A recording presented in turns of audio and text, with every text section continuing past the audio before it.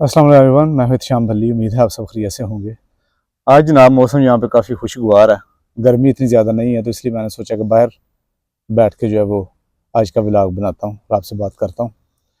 आज जनाब मैं इस मौजू पे बात करना चाह रहा हूँ कि अमेरिका में जो सबसे ज़्यादा मजबूत तबका है वो कौन सा तबका है और उसकी वजह क्या है। तो अमेरिका में बुनियादी तौर पर, बल्कि पूरी दुनिया में कहना चाहिए, 3 या 4 तबके जो है ना वो ऊपर नीचे होते हैं। उनकी कैटेगराइज इस तरह किया जाता है जैसे कि सबसे ऊपर अमीर तबका जिसके पास सबसे ज़्यादा पैसा है, उसके बाद मिडिल क्लास तबका या उसको अपर मिडिल में कह लें, उसकी अगर मजीद आपने डिवीजन करनी है, तकसीम करनी है, तो फिर लोअर मिडिल, उसके बाद जो लोअर क्लास है वो आ जाती है। तो अमेरिका में जनाब जो मिडिल क्लास तबका है ना, मिडिल क्लास कह लें, अपर मिडिल कह लें, वो सबसे ज़्यादा मजबूत तबका है और 50% से ज़्यादा इनकी रेशो है।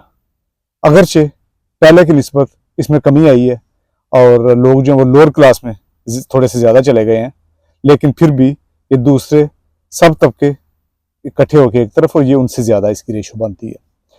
इसकी वजह क्या है? इसकी वजह जनाब ये है कि अमेरिका में इन्होंने सिस्टम अपना ऐसा रखा हुआ है जो मिडिल क्लास तबका है उसको मजबूत किया जाए। अब जैसे मैं मिसाल देता हूँ, क्योंकि मुझे पाकिस्तान के सिस्टम का पता है कि पाकिस्तान में जैसे अगर लेबर का काम किसी से लेना हो, जैसे फॉर एग्जांपल अगर घर का कोई वॉश बेसिन ख़राब हो गया, फ्रिज ख़राब हो गई है, या किसी से मोटरसाइकिल जो है वो ठीक करवानी है, गाड़ी ठीक करवानी है, तो उनकी जो लेबर है वो सस्ती है। ठीक, वो मतलब महसूस नहीं होता है। वो अगर इवन के नया आपने किसी से टायर डलवाना, चेंज कराना, इस तरह की कोई भी लेबर वाला जो काम है, इलेक्ट्रिशियन, प्लम्बर और कोई भी काम, वो सस्ती है लेबर। लेकिन यहाँ अमेरिका में लेबर जो है वो महंगी है और उसकी वजह यह है, लेबर महंगी होने का मतलब ये है कि लेबर क्योंकि आती है लोअर क्लास में। अब कह रहे हैं पाकिस्तान का अगर मैं अंदाजा करूं, बात करूं, तो वहाँ पे लोअर क्लास में ये लेबर का जो तबका है उसको काउंट किया जाता है, लेकिन यहाँ पे वो मिडिल क्लास में आ जाती है क्योंकि लेबर महंगी है और वो काफ़ी अच्छे पैसे कमा लेते हैं। बल्कि कहना चाहिए कि अमीर तो नहीं, चलो मैं कह सकता, लेकिन मिडिल या अपर मिडिल क्लास में उनका लेवल आ जाता है। इसके अलावा लेबर के अलावा जनाब वैसे भी जो इन्होंने अपनी वो अमाउंट फिक्स की हुई है, पर आवर जो रेट फिक्स किया हुआ है उसके ऊपर सख्ती से अमल होता है।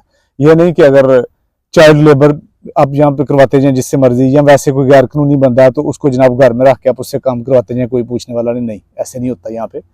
और गैर कानूनी छोड़ के जो कानूनी बंदा है उससे भी, या गैर कानूनी से या किसी से चोरी आप इस तरह काम नहीं करवा सकते कि उसको आप रेट ही ना दें।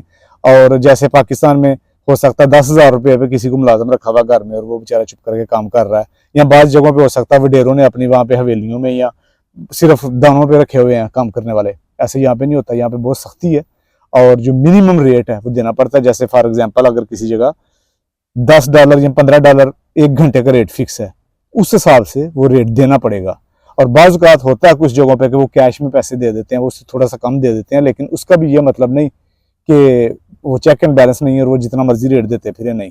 वो बाकी भी, जैसे मिसाल के तौर पे अगर कोई पिज़्ज़ा शॉप है, वहाँ पे डिलीवरी की जॉब कोई करता है तो हो सकता है वैसे $8 अगर रेट है एक घंटे का, वहाँ पे वो $5 दें, क्योंकि उनको पता है कि इस बंदे ने टिप की मद में जो है ना वो पैसे कमा के पूरे कर लेने हैं।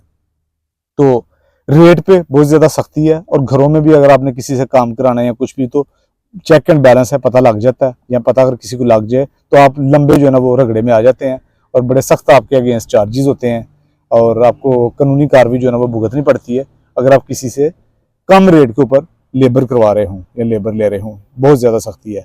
मसला ये है हमारे मुल्कों में तो जनाब जिन्होंने कानून नाफज करना है उन्होंने अपने घर के अंदर सस्ती लेबर पे बच्चे रखे होते हैं या सस्ती लेबर पे काम करवा रहे होते हैं, या इस तरह जो भी आपने इम्प्लीमेंटेशन करनी है जिन्होंने करनी है वही उसको सबसे ज़्यादा जो है ना वो पमाल कर रहे होते हैं।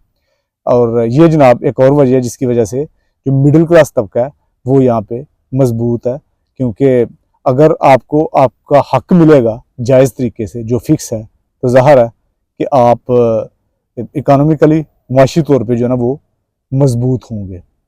तो ये दो बुनियादी जो है ना वजूहात जो मेरी समझ में है जिसकी वजह से इनका एक लेवल है मिडिल क्लास का। उसके अलावा जो रेट है वो भी उन्होंने ऐसे तय किया हुआ है, फिक्स रखा हुआ है, जिससे कोई ज़्यादा गुर्बत की जो लकीर है उससे नीचे कोई ना रहे, उससे ऊपर आए। बाकी हर काम के मुख्तलिफ होते हैं, जो जो आपकी स्किल है उस हिसाब से आपके पैसे होंगे, लेकिन कम से कम भी जो लेबर वाली जॉब है या जो कोई पिज़्ज़ा शॉप पे काम करता है, रेस्टोरेंट पे कोई वेटर है, कम से कम भी उसकी सैलरी जो है ना वो इतनी हो कि वो अपना गुजारा जो है ना वो कर सके। चले उससे याशी ना हो सके बेशक, लेकिन उसका गुजारा जो है वो चल सके। ये नहीं कि वो लोगों से मांगता फिरे और कहे कि मुझे डोनेशन दे दो या मेरे पास आज घर की रोटी नहीं है खाने को।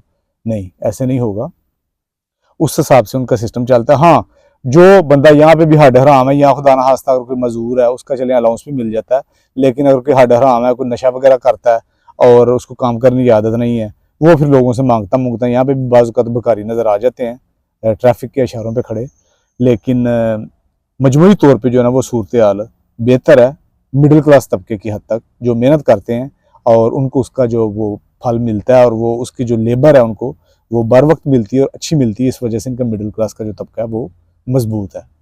आज के व्लॉग में मैंने यही बताना था कि इनका कौन सा तबका जो है वो ज़्यादा मजबूत है। तो जनाब मिडिल क्लास तबका ज़्यादा मजबूत है और उसकी वजह भी मैंने बताई है क्यों।